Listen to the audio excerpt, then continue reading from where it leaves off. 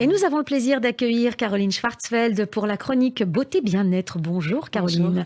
Et c'est la deuxième partie de notre émission sur la peau, sur le soin de la peau. On parlait surtout de vieillissement de la peau, même s'il existe de multiples problématiques. Il y a des problématiques plus sévères, là on voit ça avec le dermatologue. Mais les autres problématiques, et notamment le vieillissement cutané, vous, l'esthéticienne, vous êtes partie enquêter pour nous. Alors il y a des solutions, n'est-ce pas? Il y a plein de solutions. C'est vrai que la semaine dernière, on a récapitulé ce qu'était la structure de la peau, oui, et puis les signes du vieillissement, donc la ride d'expression, la ride due au vieillissement, la fermeté aussi qui s'en va au fil des années, et puis les taches brunes. C'est vrai que il y a un premier actif très important, on l'a dit déjà, c'est l'hydratation, d'accord? Ça, on le trouve dans tous les produits, mais si vous avez un doute devant le rayon, limite c'est vers ce produit-là qu'il faut aller, les produits hydratants. Et puis vous nous aviez dit qu'il faut beaucoup boire, et finalement. Beaucoup boire, il faut penser absolument. à l'hydratation de l'intérieur. Mais clairement, vous savez pourquoi? Parce qu'en fait, de notre boisson chaque jour, 10% à 15% sont déjà pris par la peau juste pour stabiliser l'hydratation. Donc vous imaginez ce qu'il faut pour tout le reste du corps, et donc la peau en a tout le temps besoin. Donc ça, c'est une première chose. Vous savez que quand on est face à un rayon, parce que j'essaie d'être très pratique, il y a les anti-âges et il y a les anti-rides. Vous voyez, et les anti-âges, c'est pour tous les signes. Et oui, il y a une différence de terme, c'est du marketing aussi, mais l'anti-âge, c'est pour tous les signes de l'âge confondus. Donc ceux qu'on vient de dire, la ride, la fermeté, etc. Donc à partir de 20 ans, on peut estimer qu'on peut prendre un anti-âge si on veut. Si on veut, il n'y a rien d'obligatoire. Par contre, l'anti-ride, lui, il est vraiment sur la ride. Spécifiquement. Donc à partir de 30, 35, 40 ans, là, on peut aller sur les rides. Il va peut-être agir sur le gonflement peut-être des tissus pour que la ride s'estompe un peu? Ah ben clairement, c'est ce qu'on a dit la semaine dernière. La ride, c'est un sillon. Donc les rides d'expression, c'est dû au muscle. Et justement, il y a plein de techniques aussi pour, c'est pas regonfler le muscle, mais le retendre. Donc ça, c'est une première chose parce que la peau est sur le muscle. Et la deuxième chose, c'est les rides de vieillissement. Et là aussi, effectivement, on va aller stimuler. C'est plutôt stimuler un peu le collagène, l'élastine, vous savez, tout ce qu'on entend, acide hyaluronique et tout, pour regonfler en fait de l'intérieur et pousser en fait la ride par l'intérieur, effectivement. Alors ça, ce sont les crèmes, la solution des crèmes. Alors bon, évidemment, moi je serais tentée de vous demander si ça agit vraiment, si ça agit et si oui, longtemps, comment ça oui, c'est la question qu'on se pose. Il y a plein de marques. Tout le monde s'y est mis, à l'anti-âge, l'anti-ride et tout. Moi, il y a une marque, par exemple, avec laquelle j'ai travaillé, qui s'appelle Esthederm, par exemple. Esthederm, le fondateur, c'est un pharmacien. C'est né dans les années 70.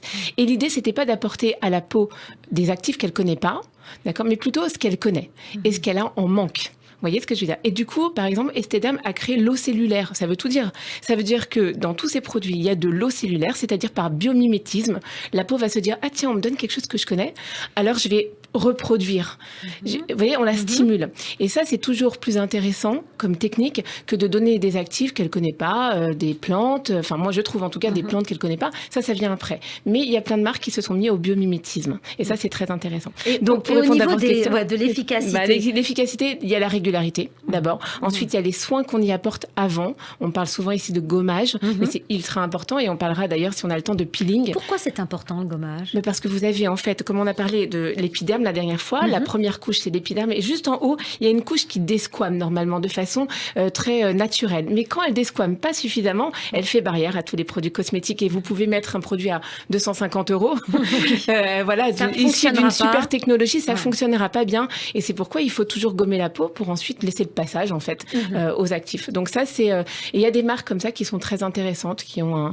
un état d'esprit un peu différent. Alors quand vous dites la régularité, ça veut dire que il faut y passer tous les jours. De la crème anti-ride, il faut la mettre tous les jours, évidemment régulièrement. Oui. Après ça dépend de votre nature. Si la peau vieillit joliment, moi je vais vous dire, pardon, c'est pas qu'elle vieillit joliment, mais moi j'ai du mal avec les crèmes.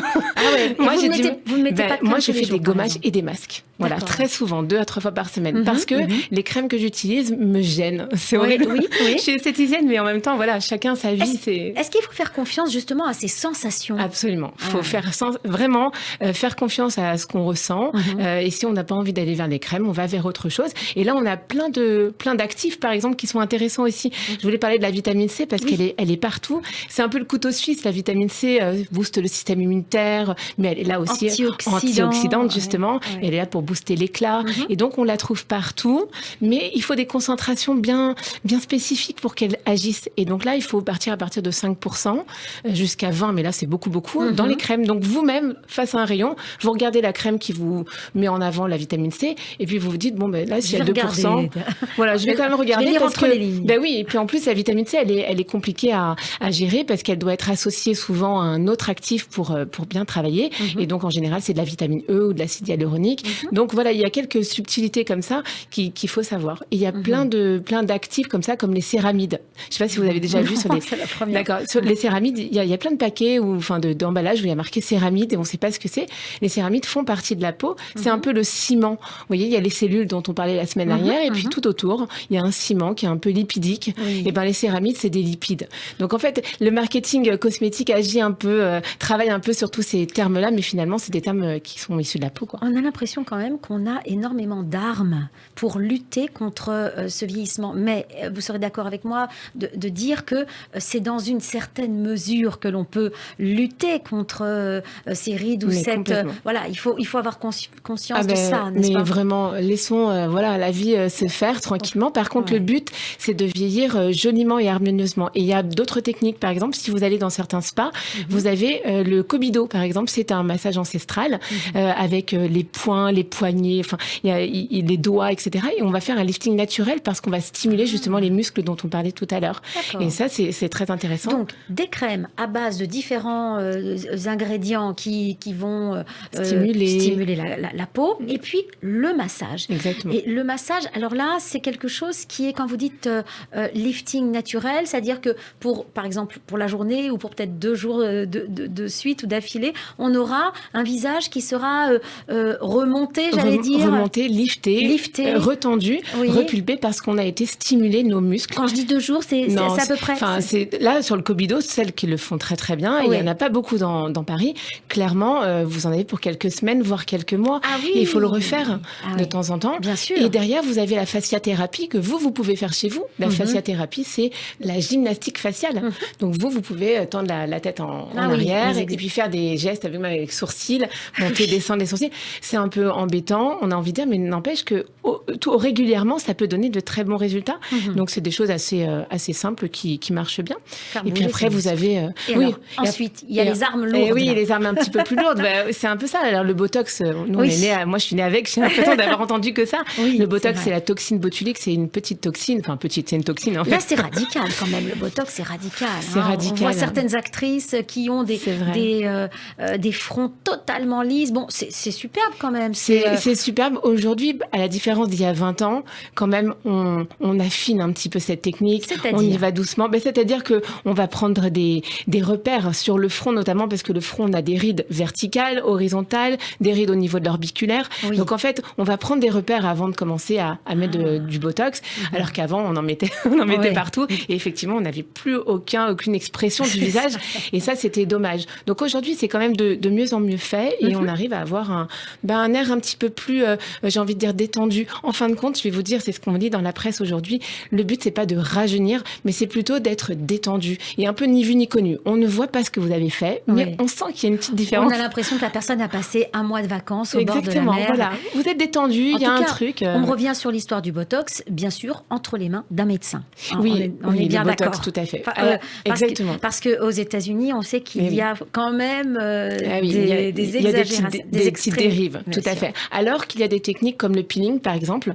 Et le peeling, il y a certaines esthéticiennes qui en font. Et puis après, si vous avez besoin d'un peeling plus profond, et bien là, vous devez aller chez le dermato ou chez des médecins esthétiques spécialistes de ces techniques-là. Et le peeling, lui, c'est cette fameuse couche cornée qu'on disait tout à l'heure. Oui. On la brase. D'accord. Mais c'est beaucoup plus radical que l'exfoliation qu'on peut faire. Ah oui, ça n'a rien à voir. Ça n'a rien à voir. Là, on est presque en train de stimuler. On est en train de dire à l'épiderme et à l'oderme, là, je vous enlève une grosse couche au-dessus. À vous de produire maintenant. C'est un peu ça. Donc le peeling, chez les esthéticiennes, ça reste encore très soft. Et c'est bien de commencer par les esthéticiennes. Et puis après, si on a besoin, on va chez les dermatos. Et il y a encore une autre technique, il y en a plein, hein, l'acide hyaluronique, on en parle beaucoup. Oui. Donc là, c'est plus du comblement. On commence à maigrir un peu du visage. On a des endroits où c'est un peu décharné, creux. Ouais. Et bien là, l'acide hyaluronique, on va injecter ce produit pour combler, pour remplir les tissus qui ne sont plus, qui sont un peu creux. Pour redonner un petit peu de pulpe. Exactement. C'est ça, hein, c'est vraiment ça. C'est vraiment de redonner la densité, en fait. Oui, et ce qui est une marque de jeunesse en réalité, quand le visage est un peu rond.